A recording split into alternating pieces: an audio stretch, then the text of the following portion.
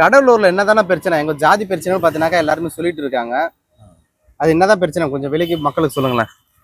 அங்கே கடலூரில் ஒரு போன 24th ஏப்ரல் அப்போ வந்து அங்கே ஒரு மேரேஜ் நடந்திருக்குது. அது ஒரு பட்டியலினத்தோட மேரேஜ். அந்த மேரேஜுக்கு வெளியிலலாம் ஆள்லாம் வந்திருக்காங்க, பெண்கள்லாம் வந்திருக்காங்க.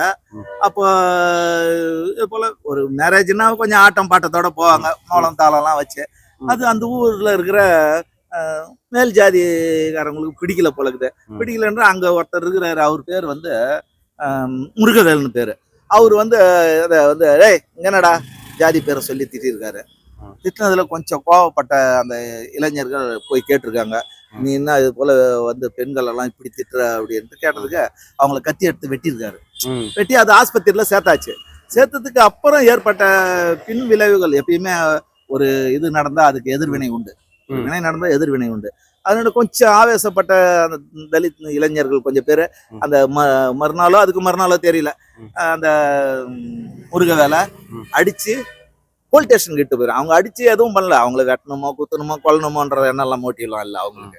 இவர் இப்படி பையனை வெட்டினதுனால ஒரு ஆவேசம், அதனுடைய கோபம், அந்த கோபத்தின் வெளிப்பாடு எல்லா இடத்துல இருந்து வரும். ஒரு சின்ன எறும்பு கூட நெருக்க போனா கடிக்குது இல்லையா, அது போலதானே அது. அந்த கோபத்துல அவங்க அடிச்சிருக்காங்க. அடிச்சதுனால உடனே அந்த ஊர்ல இருக்கிற எல்லாரும் ஒன்னா சேர்ந்து அந்த ஊரையே திருப்பி அடிச்சு அதன் மூலம் ஒரு அந்த பசங்க எல்லாம் படிக்கிற பசங்க, காலேஜ் படிக்கிற பசங்க, சாதாரண என்னன்னு சொல்லி மொத்த பேரும் பார்த்தனாக்கா ஒரே இடத்துல வந்தாங்க. யாரு ஆப்போசிட்ல இருக்குங்க வன்னியர். ஆமா ஆமா ஆமா. அதுக்கு அவங்க என்ன சொல்லிட்டாங்க, வன்னிய இந்த இது போல தாழ்த்தப்பட்ட அவங்க பேரை சொல்லி இது போல ஜாதி இழிவா சொல்லி இது போல நம்ம ஆள் அஷ்டம் அப்படி இது பண்றதுக்கு இது பண்ணனா அப்படின்னு சொல்றதுனால வந்து ஜாதி பிரச்சனை மாத்தி விட்டாங்க. இது தனிநபர் பிரச்சனை. ஏற்கனவே அந்த ஊர்ல அவனுக்கு ரொம்ப கெட்ட பேரு. யாருக்கு? இந்த முருகவேல்ன்றவங்க. ஏற்கனவே அவர் மேல கேஸ் எல்லாம் கூட உண்டு. ஏன்னா அவர் எப்ப பாரு இதேதான் செய்வாராம். அந்த ஊர்ல இருக்கிற அந்த சொந்தக்காரங்களே, வன்னிய சொந்தங்களே அவங்களே சொல்றாங்க, இது போல இந்த ஆள் எப்பயுமே இப்படிதான் தொல்லை கொடுத்துக்கிட்டே இருப்பாருன்னு. அது இல்லாம வெளியில இருந்து ஒருத்தர் வந்திருக்காரு, அவருடைய சாதியை கேட்டு அவர் வந்து துப்புரவு பணியாளர், அவரையும் வெட்டியிருக்காங்க. வெட்டி அவருக்கு வந்து இந்த கண்ணுல கொஞ்சம் பெரிய இதுவாகி ஆஸ்பத்திரியில சேர்த்துருக்காங்க. ஆஸ்பத்திரியில சேர்த்து மறுநாள் எக்ஸ்ரே ஸ்கேன்லாம் எடுக்கணும்னு இருக்காங்க. மறுநாள் பார்த்தா அவரை டிஸ்சார்ஜே பண்ணிட்டு இருக்கிறாங்க. எவ்வளவு பெரிய இது பாருங்க அந்த ஜாதியினுடைய இது தாக்கம். அங்க போய் அவரை வந்து நீங்க உடனே டிஸ்சார்ஜ் ஆயிடுங்க, நாளைக்கே டிஸ்சார்ஜ்ன்றாங்க. அவர் இதனுடைய கோவங்கள்லாம் தானே இது போல இப்ப ஆகுது. அது போல சண்டை போட்டதுனால இப்ப என்னன்னா போலீஸ்ல போய் கம்ப்ளைண்ட் கொடுத்தாச்சு, எல்லாம் பண்ணியாச்சு.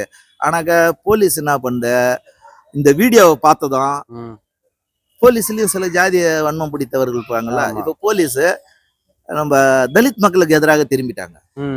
வந்து அந்த ஊர் உள்ள இருக்கிற இளைஞர்களை அரெஸ்ட் பண்ணதற்காக இது பண்றாங்க. அப்ப இந்த இளைஞர்கள்லாம் வேற ஊருக்கு ஓடுற நிலைமையெல்லாம் ஆயிடுது. இன்னும் கூட ஊருக்கே வரலன்னு கூட நான் கேள்விப்பட்டேன். அந்த படிப்பு என்ன வருது, அவங்களுடைய வேலை வாய்ப்புகள் என்ன வருது, நல்ல வேலையில இருக்கிற பசங்களாம் கூட இன்னைக்கு அங்க தலைமறைவு வாழ்க்கை வாழற சூழலை ஏற்படுத்திட்டாங்க. அதே போல அந்த ஊர்ல இருக்கிற பெண்கள்லாம் ஏதாவது வாங்கணும், அந்த குழந்தைங்களுக்கு பசி எடுக்கும், சாப்பிடணும், ரொட்டி ஏதோ பால் ஏதாவது வாங்கணும்னா கூட அந்த மெயின் ரோடுக்கு தான் போனோம். அந்த மெயின் ரோடுக்கு போனாவே அடிக்கிற சூழலை ஏற்படுத்துறாங்களாம். அவ்வளவு பெரிய பயமுறுத்தி வன்முறையாளர்களாக. இதையும் ஒரு ஜாதி கலவரமா மாத்திட்டாங்க, என்ன காரணம் நினைக்கிறேன்? இதுக்கு பின்னாடி பாட்டாளி மக்கள் கட்சி தான் இருக்கும். ஆமா.